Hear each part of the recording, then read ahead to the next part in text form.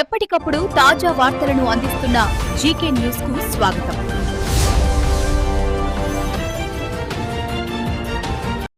అందరికీ కూడా నమస్కారం. ముందుగా అందరికీ నూతన సంవత్సర శుభాకాంక్షలు తెలియజేసుకుంటూ సంక్రాంతికి మళ్లీ కలుగుతాం. నిన్న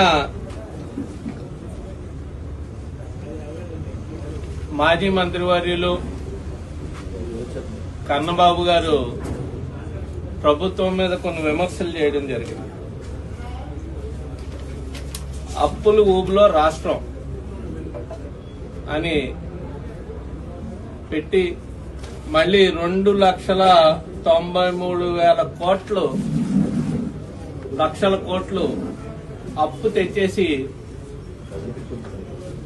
ఏం చేశారు, ఈ రాష్ట్రాన్ని రాష్ట్ర ప్రజలను అప్పుల ఊబిలో కూర్చేస్తున్నారని పెద్దలు మాట్లాడుతూ చెప్పడం జరిగింది. దాంట్లో భాగంగానే ఇది చాలా హాస్యాస్పదం. చంద్రబాబు నాయుడు గారు, లోకేష్ గారు విదేశీ పర్యటన రాష్ట్రాన్ని గాలికి వదిలేసి విదేశీ పర్యటనకి వెళ్లిపోయారు అన్నాం. ఎందుకంటే నాకు ఇప్పటి వరకు కూడా కన్నబాబు గారు చాలా తెలివైనోడు. మీ సంస్థలోనే ఈనాడులోనే విలేకరుగా మంచి అనుభవంతో ఏం మాట్లాడినా సరే ఆలోచించి మాట్లాడతాడు. ఏ చెప్పినా సరే ఆలోచించి చెప్తారు. ఏ విమర్శ అయినా సరే సద్విమర్శగా ఉంటది అని నా పర్సనల్ ఒపీనియన్. జనరల్ గా ఆయనకి నాకు ఉన్న పరిచయాన్ని బట్టి పర్సనల్ ఒపీనియన్. ఈ ఒక్కొక్క దాని మీద నేను క్లారిటీ ఇవ్వదలుచుకున్నాను. ఈ అప్పుల ఊబిలో కూరుకుపోయిన అప్పుల ఊబిలో నెట్టేసేరు అనడానికి గత ప్రభుత్వం 14 నుంచి 19 వరకు కూడా 5 లక్షల కోట్ల రూపాయలు 19కి దిగిపోయేటప్పటికి 5 లక్షల కోట్ల రూపాయలకి రాష్ట్రానికి అప్పు ఉంది. అంతకుముందు 1,25,000 కోట్ల అప్పుతో కలిపి 5 లక్షల కోట్ల రూపాయలు. మీ ప్రభుత్వం 24కు దిగేటప్పటికి 12 లక్షల కోట్ల రూపాయలు పైచిలకు అప్పు ఉంది. ఈ 1,25,000 పోను ఉన్న 3 లక్షల చిల్లరకి కూడా ఆ రోజున పోలవరాన్ని 70% పూర్తి చేయడం జరిగింది. ఆ రోజున రాజధాని నిర్మాణం శరవేగంగా చేస్తూ రోడ్ల నిర్మాణం చేసుకుంటూ వివిధ రకాలైన సంస్థలకి 4,500 డిపార్ట్మెంట్లకు సరిపడా క్వార్టర్స్ ని 90% పూర్తి చేయడం జరిగింది. అదేవిధంగా అసెంబ్లీని కట్టుకున్నావు, నువ్వు కూర్చుని అసెంబ్లీ పరిపాలించిన సెక్రటేరియట్ ని కట్టింది ఆ రోజు చంద్రబాబు నాయుడు. నిలువు నీడ లేకుండా రాష్ట్రం విడిపోయిన తర్వాత వచ్చిన తర్వాత 5 సంవత్సరాల కాలంలోని కూడా చేసిన పనులు పోలవరాన్ని చేసాం, రోడ్లు నిర్మించుకున్నాం. సీసీ రోడ్లు 28,000 కిలోమీటర్లు సీసీ రోడ్లు ఆ రోజు లోకేష్ గారు పంచాయతీ రాజ్ శాఖ మంత్రిగా ఆయన ఆధ్వర్యంలో 28,000 కిలోమీటర్లు సీసీ రోడ్లు వేసుకున్నాం. అలాగే బీటీ రోడ్లు వేసుకున్నాం. వివిధ రకాలైన పనులన్నీ కూడా చేసుకుంటూ రైతుకి ఆ రోజు ఇబ్బంది లేకుండా 24 గంటల నుంచి 48 గంటల లోపల డబ్బులు పడే పరిస్థితి. 1వ తారీఖుకి పెన్షన్ 1,000 రూపాయల పెన్షన్ 2,000 చేసింది చంద్రబాబు నాయుడు గారు. ఆ 2,000ను 3,000 చేయడానికి 3 దఫాలు 4 దఫాలు 100, 50, 250 పెంచుకుంటూ 5 సంవత్సరాలు గడిపిన తీరు నీదైతే ఒకేసారి 2,000 రూపాయలు చేయడం, మళ్లీ వచ్చిన తర్వాత దాన్ని 4,000 రూపాయలు చేసిన ఘనత కూడా చంద్రబాబు నాయుడుది, కూటమి ప్రభుత్వాన్ని. ఆ రోజు లెక్కల ప్రకారం మేము ఇది దీనికి ఖర్చు పెట్టాం, దీనికి ఖర్చు పెట్టామని బల్లగుద్ది ధైర్యంగా చెప్పే పరిస్థితి.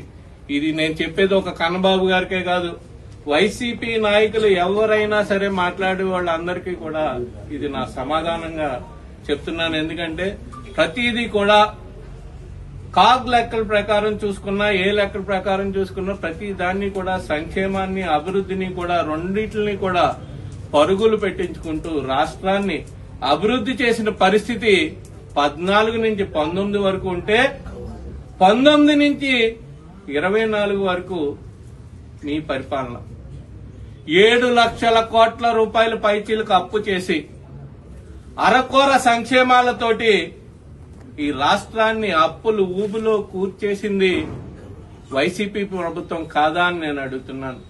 3,500 కోట్ల రూపాయల మద్యంలో అవినీతి చేసింది ఈ వైసీపీ ప్రభుత్వం కాదా? ఆ రోజు అమ్మిన మద్యం కూడా ఏంటండి? మీ సొంత బ్రాండ్లు ఏదైతే సీసాలు వేసి అమ్మేసేవారు, ఏ బ్రాండు కూడా ఆరోగ్యానికి పాడు చేసే విధంగానే అన్ని బ్రాండ్లు కూడా ఉండి కొన్ని లక్షల కోట్ల రూపాయలు ఈ మద్యం ద్వారా దోచేసిన పరిస్థితి మీ వైసీపీ ప్రభుత్వం. అదే కాకుండా ఫస్ట్ మీరు సీఎం గా ప్రమాణ స్వీకారం చేసిన తర్వాత ఫస్ట్ కేబినెట్ లో మీరు తీసుకున్న నిర్ణయాలు ఏంటండి? రాజధాని అభివృద్ధి గురించి వివిధ రకాలుగా కనెక్టివిటీ రోడ్లు అన్ని దశల్లోనూ అన్ని వైపుల నుంచి కూడా ఆ రోజు మంచి ఆలోచనలతోటి చంద్రబాబు నాయుడు గారు తీసుకున్న నిర్ణయాన్ని ఫస్ట్ కేబినెట్ లో మీరు రోడ్లు అన్నింటినీ కూడా వెడల్పు రోడ్లు కుదించేశారు. రమారమి 250 కిలోమీటర్ల రోడ్లని కుదించి నిర్ణయం తీసుకోలేదా? ఇది రికార్డెడ్ గా ఉంటుంది, చూసుకోండి. నేను వేగ్గా మాట్లాడేది కాదు. ఇది ప్రభుత్వం ఏ నిర్ణయం తీసుకున్నా, ఏ సమస్య మీద పోరాడినా, ఏది తీసుకున్నా సరే ప్రతిదీ కూడా రికార్డెడ్ గా ఉంటది. అదే కాదు, తర్వాత ప్రజావేదికని కూల్చేశారు. ఆ ప్రజావేదిక ఎవరిదండి? రాష్ట్ర ప్రభుత్వం డబ్బులతో ప్రజల సొమ్ముతోటి ప్రజావేదికని ఒక సీఎం గారి ఇంటి పక్కన, అక్కడ ఆ రోజు సీఎం చంద్రబాబు నాయుడు గారి ఇంటి పక్కన ప్రజావేదికని నిర్మించి ప్రతి కార్యక్రమాన్ని కూడా అక్కడ ఐఏఎస్ఎల్ తోటి, ఐపీఎస్ఎల్ తోటి, అఫీషియల్స్ తోటి అందరితోటి కూడా మీటింగ్ పెట్టి రాష్ట్ర ప్రభుత్వం రాష్ట్రానికి ఏం చేద్దాం, ప్రజలకు ఏం చేద్దాం అన్న ఆలోచనలు చేయడానికి ఒక మీటింగ్ పెట్టడానికి ప్రజావేదికని నిర్మిస్తే రమారమి 12 కోట్ల రూపాయలు. అది ఆ ప్రజావేదికని కూల్చేసిన పరిస్థితి మీది కాదా? ఒక్కటి, ఆయన చాలా ముందు చూపుతోటి బోల్ట్, అది మొత్తం అంతా కూడా బోల్ట్ ఫిట్టింగ్ తోటి తీసేసుకుంటే మళ్ళీ వేరే చోట బిగించుకోవడానికి తీసుకుంటే రమారమి 8 కోట్ల రూపాయలు పైచీలకు మనకి దానికి వ్యయం మిగిలే పరిస్థితి నుంచి రాత్రి 10 మిషన్లో 15 మిషన్లో పెట్టి నేను కూడా చూడడం జరిగింది. నైట్ మొత్తం కూడా కూల్చేయడం జరిగింది. అది ఎవరి సొమ్ము? అది ప్రజల సొమ్ము కాదా? అది మీకు ఉపయోగపడే తీరులో లేదా? అది మీరు కూడా వాడుకోవచ్చు. దాన్ని కూడా ఆలోచన లేకుండా మీరు దాన్ని కూల్చేయడం జరిగింది. రాజధాని అమరావతిని నిర్మిస్తుంటే అక్కడ రోడ్లు వేశారు. అక్కడ రైతులు కేవలం చంద్రబాబు నాయుడు గారి మీద నమ్మకంతో రమారమి 30,000 ఎకరాల పైచీలకు, 32,000 ఎకరాల పైచీలకు ఒక్క పైసా కూడా తీసుకోకుండా 29,000 మంది రైతు కుటుంబాలు ఆయన మీద నమ్మకంతో దాన్ని ఇస్తే దాన్ని ఏం చేశారు? మీరు నిర్వీర్యం చేసి పారేసిన ఘనత మీ జగన్మోహన్ రెడ్డి గారిది, మీ వైసీపీ ప్రభుత్వాన్ని కాదా? రాజధాని ఎవరి కోసం? ఈ రాష్ట్ర ప్రజల గురించి. ఈ రాష్ట్ర ప్రజలు అక్కడి నుంచి బాగోగులు చూడడానికి ప్రభుత్వం నిర్మించుకునే రాజధాని అది. దాన్ని కూల్చేయడం జరిగింది.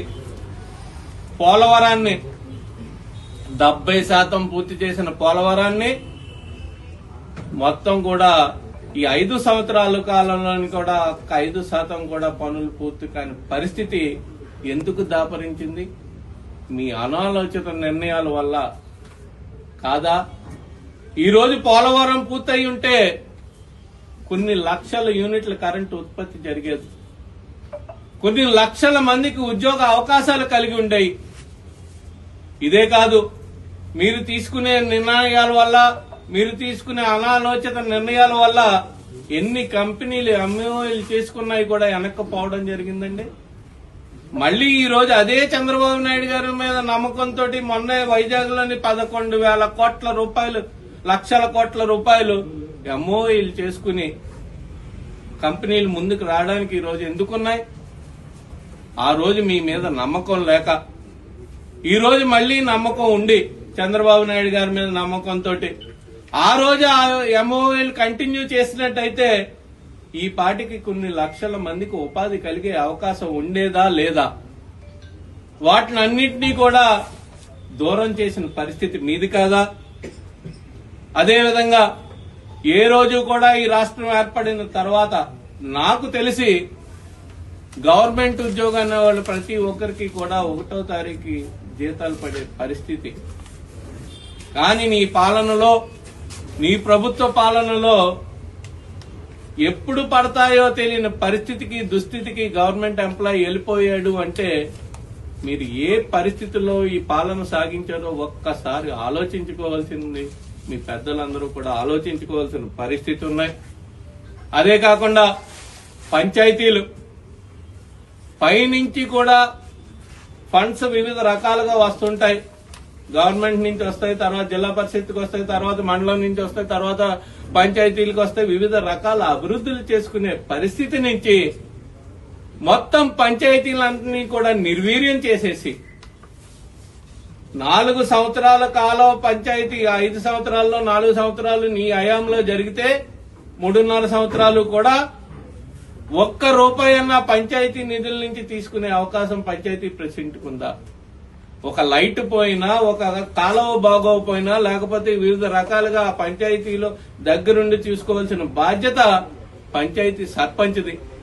అటువంటి సర్పంచ్ చేతిలో ఏ విధమైన అధికారం లేకుండా ₹1 కూడా అకౌంట్ లో లేకుండా చేసిన పరిస్థితి, దుస్థితి మీది కాదా? అదేవిధంగా ఆ రోజు బిల్డింగులకు రంగులేసుకున్నారు, ₹400 కోట్ల. మళ్లీ కోర్టు దాన్ని వేయకూడదు, పంచాయతీ బిల్డింగులకి పార్టీ రంగు వేయకూడదంటే మళ్లీ తిరిగి దానికి 400 కోట్లు 800 కోట్లు వెచ్చించి ప్రజాధనాన్ని వృధా చేసిన వ్యక్తి జగన్మోహన్ రెడ్డి గారు కాదా? అదేవిధంగా రాళ్ల మీద బొమ్మలు, ఎవరు భూమి పూర్వం నుంచి కూడా తరతరాలుగా ఆస్తులు ఒకరికొకరు సంక్రమిస్తూ వస్తుంటాయి. తాతలు రాస్తారు, తండ్రులు రాస్తారు, లేకపోతే పిల్లలు అయితే మేనమామలు రాస్తారు, లేకపోతే వివిధ రకాలుగా వస్తాయి. ఆ సరిహద్దు రాళ్ల మీ బొమ్మలు ఎందుకు? కొన్ని సరిహద్దు రాళ్లో బొమ్మలు వేసుకున్నారు. సరిహద్దు రాళ్లు ఎప్పుడు పూర్వం నుంచి ఈ రోజు కూడా అక్కడ కొలిసేవాళ్ళు వెళ్తే వాడికి తెలుస్తుంది, ఆ పక్కన ఎన్ని తుప్పలున్నా సరే ఇక్కడ రాయి ఉంది తవ్వండి అంటే ఒక 5 అడుగులు అటు ఇటులో పాత రాయిలు అన్నీ ఉంటాయి. అవన్నీ తీసేసి సరిహద్దు రాళ్లలోని మళ్లీ ఇచ్చిన సైట్ల మీద, పాస్ బుక్ల మీద మీ ఫోటోలు వేసుకుని ఎవరు ఆస్తుల మీద మీ ఫోటోలు వేసుకుంటారు? ఎవరు జనాలు మిమ్మల్ని ఎందుకు సేదరించుకున్నారు? ఆ రోజు తీసుకున్న మీ అనాలోచిత నిర్ణయాల వల్ల కదా. ప్రతి ఓడి ఆస్తి మళ్లీ ఒక 6 నెలల్లో మళ్లీ చెక్ చేసుకోకపోతే అది డిస్ప్యూట్ లో పడిపోద్ది అనే పరిస్థితి వచ్చేస్తే ఏం జరుగుతుంది మీ పాలనలో? హౌస్ సైట్లు చాలా మంచి నిర్ణయం నిజంగానేది. ఆ రోజు రమారమి 32 లక్షల మందికి లబ్ధిదారులకు మీరు హౌస్ సైట్లు ఇచ్చే నిర్ణయం చాలా మంచిది. కానీ దాంట్లో జరిగిన అవినీతి చూసుకున్నట్టయితే లక్షల కోట్ల రూపాయల అవినీతి. ఏ రూపంలో అవినీతి అంటే, హౌస్ సైట్ ఇచ్చింది అంటే ఆ గ్రామానికి ఆనుకుని ఒక 500 మీటర్లో, లేకపోతే 300 మీటర్లో, లేకపోతే 200 మీటర్లో ఏది అనువుగా ఉంటే దాన్ని గవర్నమెంట్ తీసుకుని ఆ లబ్ధిదారుడికి హౌస్ సైట్ ఇవ్వాల్సిన పరిస్థితి నుంచి ఎక్కడున్న రేట్ ని ఎక్కడో 4-5 కిలోమీటర్ల తర్వాత కూడా ఈ రేట్ ని చూపించి అక్కడ తీసేసుకుని ఆ రూపంలో ఇప్పటికీ కూడా 90% హౌస్ సైట్లు నిరుపయోగంగా పడిన ఘనత మీ ప్రభుత్వాన్ని కాదా? దాంట్లో జరిగిన అవినీతి అంతా ఇంత కాదు. మళ్లీ ఎన్ఆర్జీఎస్ నుంచి ఎకరానికి 8 లక్షలు 10 లక్షలు అడుక్కు హైట్ చేయడానికి ఎన్ఆర్జీఎస్ నుంచి అలా పైన మట్టి జల్లేసి కొన్ని లక్షల కోట్ల రూపాయల అవినీతి జరిగిన మాట వాస్తవం కాదా? ఇటువంటి అవినీతి మరకలన్నీ అంటించుకుని ఆంధ్ర రాష్ట్ర ప్రజలతోటి చేదరించుకుని 151 సీట్ల నుంచి 11 సీట్లకి పడిపోయింది అంటే నీ పరిపాలనా విధానం ఏ విధంగా సాగితే ప్రజలు చేదరించుకున్నారో ఒక్కసారి ఈ వైసీపీ నాయకులందరూ కూడా ఆలోచించుకోవాల్సిన అవసరం ఉంది. ప్రతి ప్రభుత్వానికి కూడా ప్రతిపక్షం ధీటుగా ఉండాల్సిన అవసరం ఉంది. ఈ రోజుకి కూడా అసెంబ్లీలోకి ఒక్క ఎమ్మెల్యే కూడా అడుగు పెట్టలేదు అంటే ఎందుకు పెట్టట్లేదు మీరు? ఏంటి మీ భయం? ఒక్కడున్నా కూడా అసెంబ్లీలోకి అడుగు పెడతారు. గతంలో చూసుకున్నట్టయితే బీజేపీ ఒకే ఒక్క ఎంపీ, 2 ఎంపీలు, ఆ 2 ఎంపీలు కూడా అన్ని వందల మందితోటి పోరాడిన చరిత్ర చూడలేదా మీరు? ఇక్కడ 11 మంది ఉన్నా ఏం చేస్తారు? మీ విమర్శ అన్నది సద్విమర్శ అయి ఉండాలి. మీ అడిగే ప్రతి ప్రశ్న కూడా ఈ రాష్ట్ర ప్రజలకు ఉపయోగపడే విధంగా ఉండాలి. అటువంటి ప్రతిపక్ష పాత్ర పోషిస్తే మళ్లీ ఎప్పటికైనా మిమ్మల్ని ఈ జనం ఆదరించొచ్చేమో ఒక్కసారి చూసుకోండి. ఎమ్మెల్యే పదవి అన్నది ఒక అదృష్టం. నిజంగా అందరినీ అసెంబ్లీలోకి వెళ్ళనివ్వరు కదా, ఎమ్మెల్యే అయితేనే వెళ్ళనిస్తారు. వా కాలాన్ని కూడా వృధా చేసి ఉన్నా నీకే మీ జగన్మోహన్ రెడ్డి గారికి అయితే వెళ్ళడానికి ఇబ్బందికరంగా ఉందేమో గాని ఉన్న 10 మంది కూడా వెళ్లాలన్న తాపత్రయం ఉంటది నిజంగానే. మళ్ళీ వాళ్ళు ఓడిపోతే మళ్ళీ అసెంబ్లీలోకి రానివ్వరు. మొన్న 5 సంవత్సరాలు మేము రాలేదు, ఇప్పుడు మమ్మల్ని కూర్చోబెట్టండి అంటే ఎవ్వరూ కూర్చోబెట్టరు. ఉన్న అవకాశం ఉన్నప్పుడే ప్రజల గురించి పోరాడాల్సిన అవసరం ఉంది. ప్రతిపక్షమైనా స్వపక్షమైనా సరే ప్రజలకు ఉపయోగపడే విధంగా మన నిర్ణయాలు ఉండాలి. ఆ విధంగా మీరందరూ కూడా ఉన్నప్పుడే మళ్లీ ఎప్పటికైనా వచ్చే అవకాశం ఉందేమో ఒక్కసారి ఆలోచించుకోండి. కన్నబాబు గారికి మా నాయకుడి గురించి విదేశాలు వెళ్ళిపోయాడు అన్నారు. విదేశాల్లో కూడా కాదు, అంతరిక్షాల్లో ఉన్నా సరే టెలికాన్ఫరెన్స్ తీసుకుంటాడు మా నాయకుడు. ఎక్కడున్నా సరే మరి అక్కడ పడుకుంటారో లేదో సరే తెలియదు కానీ ఎప్పుడు కూడా ఇంచుమించు రోజుకి 2-3 టెలికాన్ఫరెన్సులు తీసుకుంటాడు ఆయన. అధికారులతో తీసుకుంటాడు, ఇంపార్టెంట్ నాయకులతో తీసుకుంటాడు, మరీ అవసరమైతే కింద స్థాయి నాయకుల వరకు కూడా తీసుకునే పరిస్థితి ఉంటుంది. మోటివేట్ చేసి ముందుకు పంపించే పరిస్థితి ఉంటుంది. ఇద్దరు కూడా లోకేష్ గారు వెళ్ళిపోయారన్నారు, చంద్రబాబు నాయుడు గారు వెళ్ళిపోయారన్నారు, కన్నబాబు గారు మరి అన్నీ తెలిసి ఎందుకు మాట్లాడుతున్నాడో నాకు తెలియదు. కానీ ఆ విధంగా ఎప్పుడూ కూడా ఉండే పరిస్థితే ఉంటది మా నాయకులకి ఖచ్చితంగాని. మీ నాయకులాగా 5 సంవత్సరాలు కూడా ఏం ప్యాలెస్ జగన్ గారిది తాడేపల్లి ప్యాలెస్ లో ఉండిపోయి 5 సంవత్సరాల్లోని కూడా 5 కిలోమీటర్లు 10 కిలోమీటర్లు వెళ్ళడానికి హెలికాప్టర్ వాడి, లేకపోతే వైజాగ్ వెళ్తే 2-3 సార్లు నేను ట్రాఫిక్ లో కూడా ఇరుక్కుపోయాను. వైజాగ్ ఏంటంటే ప్రోగ్రాం జగన్ గారి ప్రోగ్రాం అన్నారు. ఆ ఎయిర్పోర్ట్ దగ్గర నుంచి కూడా అటు ఇటు డేరాలు కట్టేసి జనాలను ఎవరిని కూడా వెళ్ళనివ్వకుండా చేసేస్తే చాలా మంది ఎయిర్పోర్ట్కి వెళ్లే వాళ్ళు కూడా గొడవ దిగిన పరిస్థితులు వాస్తవం అయ్యి, వచ్చే టైంకి ఆయనకి ఇచ్చే విలువ ఇచ్చే సహజం. అది ఎవరైనా సరే ముఖ్యమంత్రి ఆ టైంకి సకాలంలో చేరాలి కాబట్టి, సకాలంలో పరిపాలన చేయాలి కాబట్టి ప్రతి ముఖ్యమంత్రికి ప్రతి మంత్రికి ఆ ప్రోటోకాల్ ఉంటుంది. ఆ టైంలో తీసుకోవాల్సిన పరిస్థితి నుంచి రేపు ఎప్పుడో వస్తాడంటే ఈ రోజు నుంచి కూడా ట్రాఫిక్ ఆంక్షలు పెట్టేసి అటు ఇటు కూడా ఇది చేసేసి మొత్తం అంతా కూడా చేసేసిన పరిస్థితి మీ జగన్ గారిది కదా. అటువంటి పరిపాలన చేశారు కాబట్టే ఈ రోజున 11 సీట్లకు పరిమితం చేశారు. గొప్పగా చెప్తున్నాను. ఈ రోజు నేను కూటమి ప్రభుత్వం ఏర్పడి 18 నెలలు అయిన తర్వాత ఈ 7